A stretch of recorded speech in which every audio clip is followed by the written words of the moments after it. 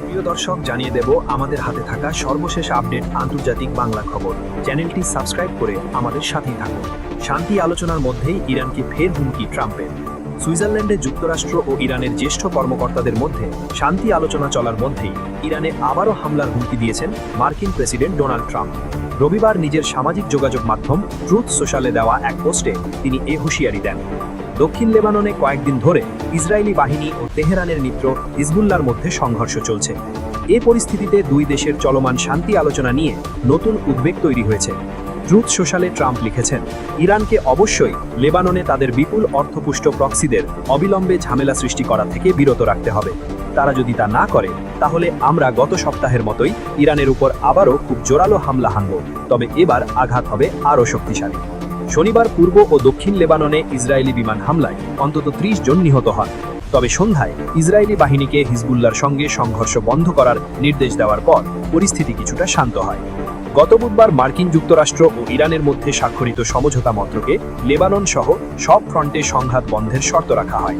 রবিবার আলোচনার শুরুতে মার্কিন ভাইস প্রেসিডেন্ট জেডি ভ্যান্স বলেন, লেবাননে শান্তি বিরতি কার্যকর রাখার বিষয়টি নিশ্চিত করার ক্ষেত্রে গত মাত্র কয়েকদিনে আমি দারুণ অগ্রগতি দেখেছি। তিনি আরও বলেন, আঞ্চলিক শান্তি প্রতিষ্ঠায় কাজ চলছে এবং লেবাননের পরিস্থিতি নিয়ে তিনি আশাবাদী। এদিকে ট্রাম্পের হুমকির জবাবে ইরান বলল, সশস্ত্র বাহিনী প্রস্তুত রয়েছে। যুক্তরাষ্ট্রের প্রেসিডেন্ট ডোনাল্ড ট্রাম্পের নতুন হুমকির জবাবে সতর্কবার্তা দিয়েছে ইরান।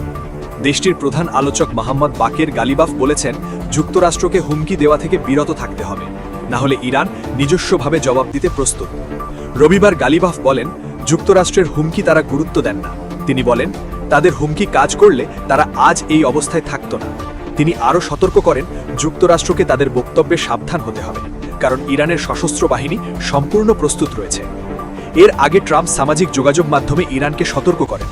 তিনি বলেন, লেবাননে ইরান সমর্থিত হিজবুল্লাহকে অবিলম্বে তৎপরতা বন্ধ করতে হবে, না হলে যুক্তরাষ্ট্র আবারও কঠোর সামরিক হামলা চালাবে, যা আগের থেকেও বেশি শক্তিশালী হবে। এই পরিস্থিতিতে মধ্যপ্রাচ্যে উত্তেজনা আবারও বেড়েছে। হিজবুল্লাহ ও ইসরায়েলের সংঘাত আগেও শান্তি প্রচেষ্টাকে বাধাগ্রস্ত করেছে, তবে রবিবার সন্ধ্যা পর্যন্ত নতুন কোনো বড় হামলার খবর পাওয়া যায়নি। এদিকে ইরান ও যুক্তরাষ্ট্রের মধ্যে সাম্প্রতিক সমঝোতার পর সুইজারল্যান্ডে আলোচনা চলছে। এই আলোচনায় পাকিস্তান ও কাতার মধ্যস্থতা করছে। তবে ইরানের রাষ্ট্রীয় ঘনিষ্ঠ ফার্স সংবাদ সংস্থা দাবি করেছে, ট্রাম্পের হুমকির কারণে এই আলোচনা সাময়িকভাবে স্থগিত হয়েছে, যদিও এই দাবি এখনও আনুষ্ঠানিকভাবে নিশ্চিত হয়নি।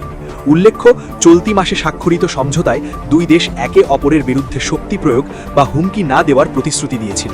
এদিকে হরমুজ বন্ধ হলে সবচেয়ে বেশি ক্ষতি চীনের, যুক্তরাষ্ট্রের নয়, বলছেন বিশ্লেষক।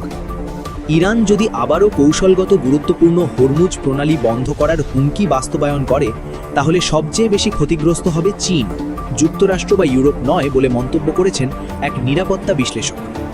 অস্ট্রিয়ার সরকারের সাবেক প্রতিরক্ষা অ্যাটাশে এবং নিরাপত্তা বিশ্লেষক উলফগ্যাং পুস্তাই কাতার ভিত্তিক সংবাদ মাধ্যম আল জাজিরাকে দেওয়া এক সাক্ষাৎকারে বলেন, হরমুজ প্রণালী নিঃসন্দেহে ইরানের কৌশলগত নীতির একটি অত্যন্ত গুরুত্বপূর্ণ হাতিয়ার, তবে এই বিষয়টি ব্যবহারে তেহরানের সতর্ক থাকা প্রয়োজন। তিনি বলেন, হরমুজ প্রণালী নিঃসন্দেহে ইরানের কৌশলগত পরিকল্পনার একটি অত্যন্ত গুরুত্বপূর্ণ উপাদান, এতে কোনো সন্দেহ নেই, তবে ইরানের উচিত এই হাতিয়ার অতিরিক্ত ব্যবহার না করা। পুস্তাই আরও বলেন, হরমুজ প্রণালী দিয়ে যেসব জাহাজ চলাচল করে তাদের অধিকাংশই যুক্তরাষ্ট্র বা ইউরোপের দিকে যায় না, বরং এগুলি মূলত ভারত, চীন এবং পাকিস্তানের মতো দেশের বাজারের জন্য জ্বালানি ও পণ্য পরিবহন করে। তিনি উল্লেখ করেন, হরমুজ প্রণালী দিয়ে যত বেশি নৌযান চলাচল বাধাগ্রস্ত হবে, তত বেশি চীনের অর্থনীতির ওপর এর প্রভাব পড়বে। বিশ্লেষকদের মতে, বিশ্বের জ্বালানি সরবরাহের একটি বড় অংশ এই সংকীর্ণ জলপথ দিয়ে পরিবাহিত হয়, ফলে এখানে কোনো ধরনের উত্তেজনা বা অবরোধ বৈশ্বিক জ্বালানি বাজারে তাৎক্ষণিক প্রভাব ফেলতে পারে এবং প্রধানত এশিয়ার অর্থনীতিগুলোকেই বেশি চাপের মুখে ফেলে। সবশেষ জানিয়ে দেব, ফাটল ধরতে পারে যুক্তরাষ্ট্র ও ইসরায়েল জোটে, ইরানের সামনে বড় সুযোগ।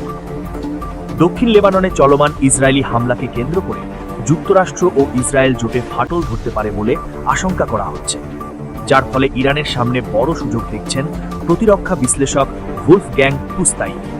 তার মতে, তেহরান কৌশলগতভাবে লেবাননের পরিস্থিতিকে ব্যবহার করে ওয়াশিংটন ও তেল আবিবের ঘনিষ্ঠ সম্পর্কে চাপ সৃষ্টি করতে চাইছে।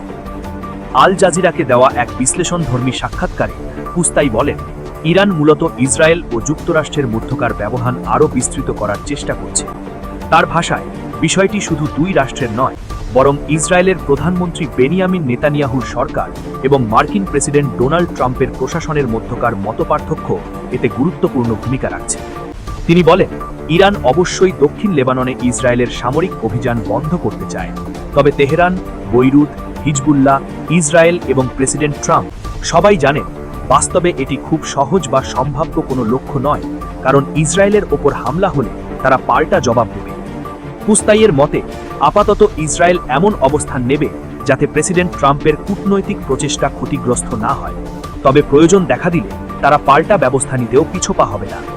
তিনি আরও বলেন, বর্তমান পরিস্থিতিকে তেহরান একটি বড় কৌশলগত সুযোগ হিসাবে দেখছে। ইরানের কাছে সবচেয়ে গুরুত্বপূর্ণ বিষয় হল ওয়াশিংটন ও তেল আবিবের মধ্যকার জোটে বিভাজন সৃষ্টি করা। বর্তমানে তারা বিশেষভাবে সেই লক্ষ্য অর্জনের দিকেই মনোযোগ দিচ্ছে।